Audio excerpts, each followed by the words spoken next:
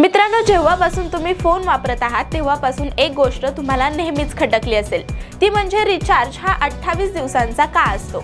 पण आता एक खुशखबर आहे, ती म्हणजे रिचार्ज प्लॅन 28 दिवसांऐवजी 30 दिवसांचा होणार आहे। ते कसं तर महिन्यात 30 किंवा 31 दिवस असतात, पण टेलिकॉम कंपन्या आपल्याला फक्त 28 दिवसाचेच रिचार्ज प्लॅन देतात। जर तुम्ही दर महिन्याला 28 दिवसांचा प्लॅन घेतला तर वर्षाच्या शेवटी तुमच्याकडे 24 ते 30 दिवस शिल्लक राहतात।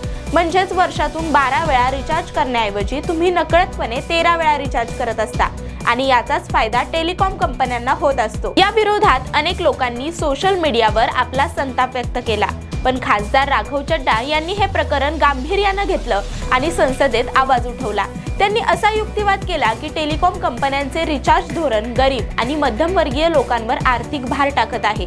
लोकांना 30 दिवसातून एकदा मानसिक पगार मिळतो, मग रिचार्ज प्लॅन फक्त 28 दिवसांचाच का, असा प्रश्न विचारत त्यांनी सरकारचं लक्ष वेधून घेतलं। राघव चड्डा यांच्या या लढ्यानंतर आणि लोकांच्या आग्रहानंतर आता केंद्र सरकार आणि भारतीय दूरसंचार नियामक प्राधिकरणाने एक महत्त्वाचा निर्णय घेतला आहे। आतापासून टेलिकॉम कंपन्यांनी ग्राहकांना 30 दिवसांचा वैधतेचा प्लॅन देणं बंधनकारक असेल असे आदेश जारी करण्यात आले आहेत।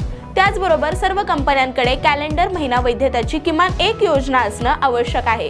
म्हणजे जर तुम्ही या महिन्याच्या 5 तारखेला रिचार्ज केला तर पुढच्या महिन्याच्या 5 तारखेपर्यंत तो सुरू राहील। आणि अजून एक महत्त्वाची गोष्ट म्हणजे रिचार्ज संपल्यानंतर मिळणारी सवलत।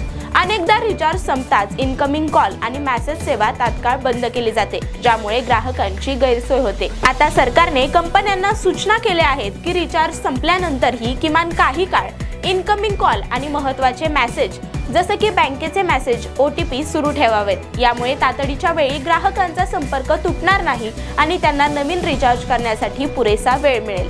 ही सुविधा विशेषतः ग्रामीण भागातील काही कमी उत्पन्न गटातील लोकांसाठी मोठी सुरक्षा ठरणार आहे।